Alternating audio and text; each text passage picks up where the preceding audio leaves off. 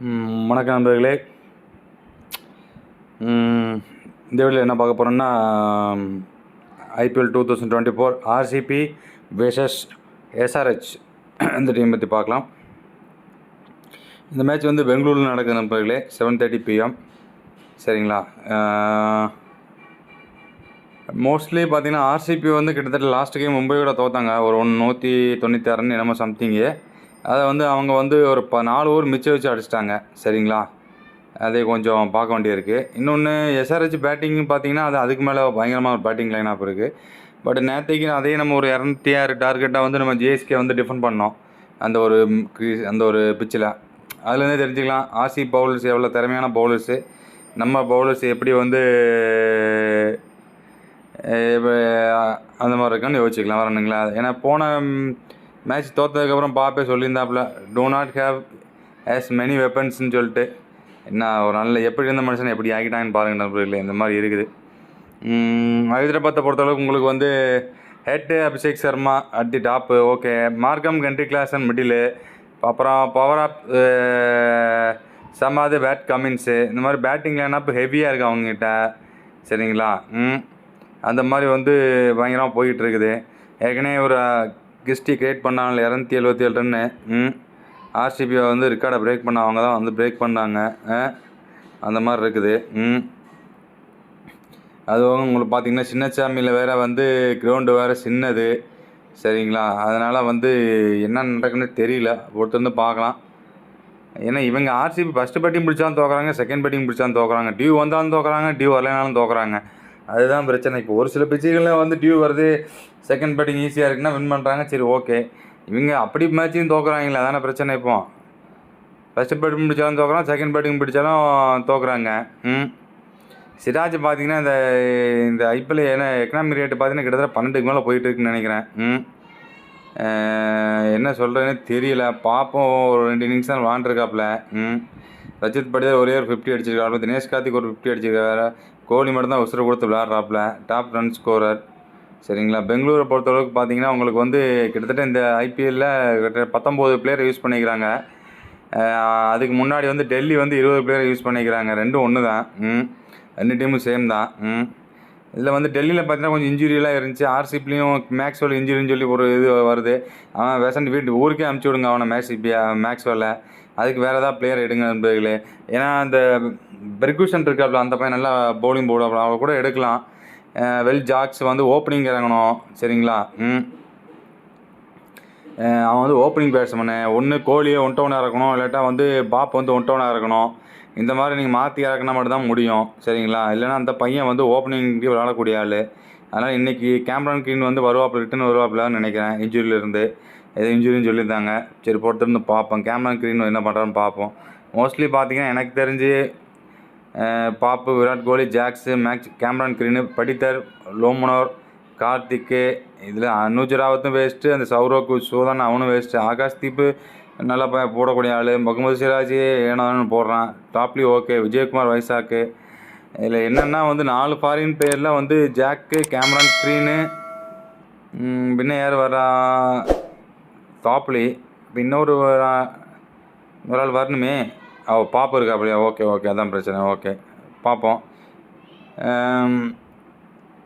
அங்கே பார்த்தீங்கன்னா ஹெட்டு சர்மா, மார்க்கம், நிதிஷ்குமார் ரெட்டி அவன் நல்லா பயங்கரமாக ஆடுறான். ராகுல் Tripathi waste. Heinrich Klaasen okay, super. Samad okay. அந்த பிளேயர் சப்பாஸ் ஓகே. ஏன் சுந்தருக்கு வாய்ப்பே கொடுக்க மாட்டேங்கிறாங்கன்னு தெரியல. Means super. ஓனேஷு, ஜெயதேவ், உணர்கட், நடராஜன் நல்ல டீம், பக்கா டீம் நண்பர்களே. RCB made big call bench Green who's the 17.5 கோடி ரூபா கொடுத்து வாங்கியிருக்காங்க. லாஸ்ட் கேம் பெஞ்சில் உட்கார வச்சுருக்காங்க. ஹைலி ரேட்டட் பார்த்தீங்கன்னா ஜாக்ஸ் வந்து நல்ல பிளேயர் தான். 8 ரன் தான் அடித்தார். பட்டு நல்ல ஒரு பிளேயரு. T20 கிட்டத்தட்ட 158 ஸ்ட்ரைக் ரேட் வச்சுருக்காப்புல.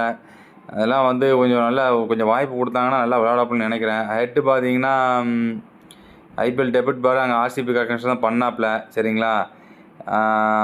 62க்கு அப்புறம் மும்பைக்கு அகேன்ஸ்டாக அடித்தான். அதுக்கப்புறம் வந்து பெரிய இம்பேக்ட் பண்ணலை ஹெட்டு. அது இன்றைக்கி நடக்குமோன்னு எனக்கு தோணுது. சின்னசாமியில் வந்து பயங்கரமான அவருக்கு பிடிச்ச நியூவாக இருக்கும். அதனால் பொறுத்து வந்து பார்க்கும்.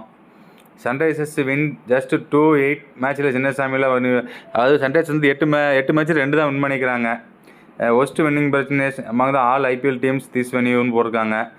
அது கொஞ்சம் போவர் ரெக்கார்ட் இருக்குது. Dinesh Karthik strike rate 143, Heinrich Klaasen 263, 243, Heinrich Klaasen 263, நம்ம தினேஷ் கார்த்திக் 243. இதில் என்னென்னா தினேஷ் கார்த்திக் அடித்தது எல்லாமே இங்கே இந்த ஓட்ட பிச்சு தான் அடிச்சிருக்கிறான், இங்கே பெங்களூரில் அடிச்சிருக்கிறான். அதையும் நீங்கள் யோசிக்க வேண்டிய இருக்குது சரிங்களா, வேறு ஒன்றும் இல்லை. ஆனால் ஹென்ரி கிளாசன் பேட்டிங் பிச்சு நல்லா விளாண்டுருக்காரு, ஒரு பவுலிங் பிச்சு நல்லா விளாடக்கூடிய பிளேயர். தினேஷ் கார்த்திக் அப்படி கிடையாது. RCB bowling average this power பிளேயில் பார்த்தீங்கன்னா 91.75. Worst any team any season. அப்பா சாமி, 2018 வந்து கொல்கட்டா நைட் ரைடர்ஸ் வந்து 68.38 தான் இருந்துச்சு ஆவரேஜ்.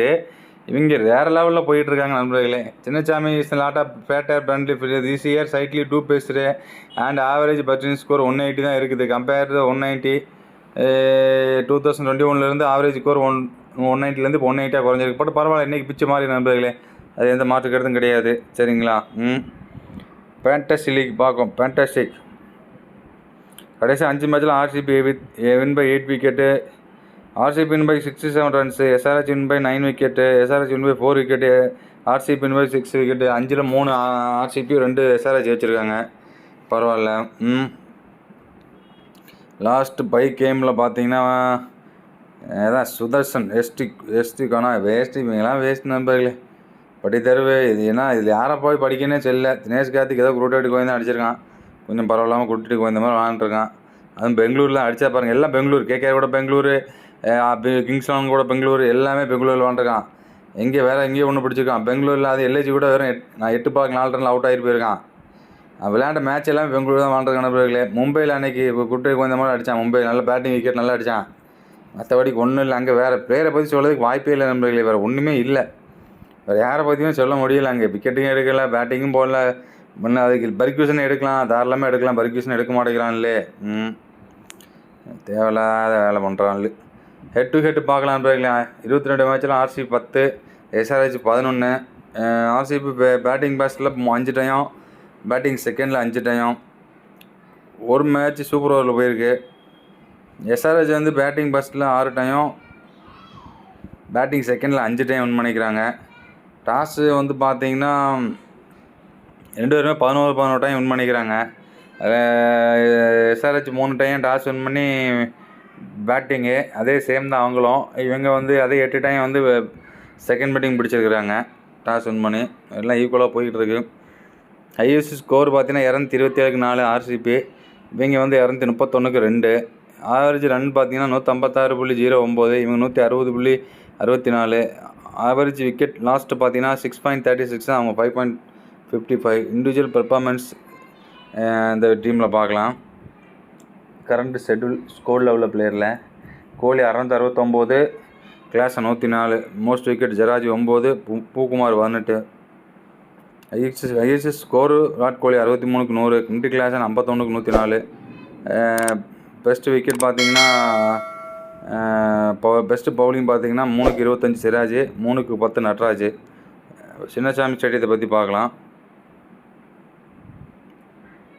ஆர்சிபி இங்கே வந்து கிட்டத்தட்ட ஆர்சிபி இவங்களும் வந்து இங்கே வந்து 7 மேட்ச் விளாண்டுருக்காங்க. அதாவது ஆர்சிபி 5 மேட்ச் வின் பண்ணிக்கிறாங்க, எஸ்ஆர்ஹெச் 2 மேட்ச் வின் பண்ணிக்கிறாங்க. ஆர்சிபி பேட்டிங் ஃபஸ்ட்டில் 2 மேட்சும், பேட்டிங் செகண்டில் 3 மேட்ச் வின் பண்ணிக்கிறாங்க. அவங்க பேட்டிங் ஃபஸ்ட்டில் ஒரு மேட்சும், பவுலிங் ஃபஸ்ட்டில் ஒரு மேட்ச் வின் பண்ணிக்கிறாங்க. ஓவரால் தி ஸ்டேட்டஸ் திஸ் ஒன்றுன்னு பார்த்தீங்கன்னா மொத்தம் 114 மேட்ச் விளாண்டுருக்காங்க. பேட்டிங் ஃபஸ்ட்டில் 48 டைமும், பேட்டிங் செகண்டில் 61 டைமும் வின் பண்ணிக்கிறாங்க. 6 மேட்ச் நோ ரிசல்ட்டு, ஒரு சூப்பர் ஓவர் நடந்திருக்கு. டாஸ் பார்த்தீங்கன்னா இந்த கிரவுண்டில் பார்த்தீங்கன்னா 95% பவுலிங் பேட்ஸ் தான். அதாவது டாஸ் வின் பண்ணுறவங்க செகண்ட் பேட்டிங் தான் எடுக்கிறாங்க. 19 டைம் தான் பேட் பெஸ்ட் பண்ணுறாங்க, அந்தளவுக்கு இருக்குது வென்யூவில். மோஸ்ட் மேட்சஸ் பிளேயர்டு பார்த்தீங்கன்னா RCB 96, RCB most win 45, most தோல்வி 46. ஆர்சிபி வின் பை பிக்கெஸ்ட் வெற்றி பார்த்தீங்கன்னா 144, பிக்கெஸ்ட் வெற்றி பை விக்கெட்ஸ் பார்த்தீங்கன்னா RCB 10 wicket with 56 ball. Closest வெற்றி by India win by 1 run. Closest வெற்றி பை விக்கெட் பார்த்தீங்கன்னா Mumbai win by 1 wicket with 0 ball remaining. Average percent score 170. Average percentage wicket taken பார்த்தீங்கன்னா ball பேர் பார்த்தீங்கன்னா 0.61. ரன் பர் விக்கெட் பார்த்தீங்கன்னா 28. Average second score 152. Second இன்னிங்ஸில் பால் பேர் wicket எத்தனை பால் விக்கெட் பார்த்தீங்கன்னா 5.63. ஆவரேஜ் ரன்ஸ் பர் விக்கெட் பார்த்தீங்கன்னா 28, 27. ஓவரால் பார்த்தீங்கன்னா பால் பர் விக்கெட் பார்த்தீங்கன்னா 5.67. ஓவரால் ரன்ஸ் பர் விக்கெட் பார்த்தீங்கன்னா 28. ஆர்சிபி திஸ் வென்யூவில் வந்து பார்த்தீங்கன்னா 96 மேட்ச் விளாண்டுருக்காங்க. 40 டாஸ் வின் பண்ணிக்கிறாங்க. 45 மேட்ச் வின் பண்ணிக்கிறாங்க. ஹையஸ்ட் ஸ்கோர் 263 அடிச்சிருக்காங்க. Average team score 164. Average wicket last பார்த்தீங்கன்னா 5.72. அவங்க பார்த்தீங்கன்னா 8 மேட்ச் விளாண்டுருக்காங்க. 5 டாஸ் வின் பண்ணிக்கிறாங்க. 2 மேட்ச் வின் பண்ணிக்கிறாங்க மேட்சை. ஹையஸ்ட் ஸ்கோர் 208க்கு 7, 173 average score, 5.5 average wicket lost போட்டிருக்காங்க. இப்போ அதிக ரன்னில் ஜெயிச்சது பார்த்தீங்கன்னா ஆர்சிபி வந்து இங்கே வந்து 144 ரனில் ஜெயிச்சிருக்காங்க. அவங்க வந்து 8 ரனில் ஜெயிச்சிருக்காங்க. அதிக விக்கெட்டில் வந்து பார்த்தீங்கன்னா ஆர்சிபி வந்து இங்கே 10 விக்கெட் வித்தியாசம் ப்ளஸ் 56 பால் இருக்கும்போது ஜெயிச்சிருக்காங்க. அவங்க வந்து 8 விக்கெட் வித்து 16 பால் இருக்கும்போது ஜெயிச்சிருக்காங்க. அப்புறம் வந்து ரொம்ப மோசமான தோல்வி ஆர்சிபி பார்த்தீங்கன்னா கேகேஆர் கூட 140 ரனில் தோற்றுருக்காங்க. 140 ரன் வித்தியாசத்தில் கேகேஆர் ஜெயிச்சிருக்காங்க. அதே மாதிரி வந்து இவங்க வந்து ஆர்சிபியை வந்து இவங்களை வந்து 45 ரனில் ஜெயிச்சிருக்காங்க. அது மாதிரி ஒஸ்ட்டு அதிக விக்கெட்டில் தோற்றது பார்த்தீங்கன்னா மும்பை வந்து 9 விக்கெட் வித்தியாசத்தில் ஆர்சிபியை தோற்கடிச்சிருக்காங்க. இவங்க ஆர்சிபி வந்து இங்கே வந்து 7 விக்கெட் வித்து 14 பால் இருக்கும்போது தோற்கடிச்சிருக்காங்க. இதான் நண்பர்களே இந்த பிச்சோட ரெக்கார்டு. நான் வேறெல்லாம் நிறையா முன்னாடி சொல்லியிருக்கேன். கோலி தான் ஹையஸ்ட் ஸ்கோரு மோஸ்ட் ரன்ஸு எல்லாமே அவர் தான் இருப்பார். கெயில் இங்கே வந்து கிட்டத்தட்ட ஒரு 2-3 அடிச்சிருக்கான் செஞ்சுரி. 2 செஞ்சுரி இதிலே பார்த்தாச்சு. அந்த மாதிரி இருக்குது. ஓகே நண்பர்களே, தேங்க்யூ.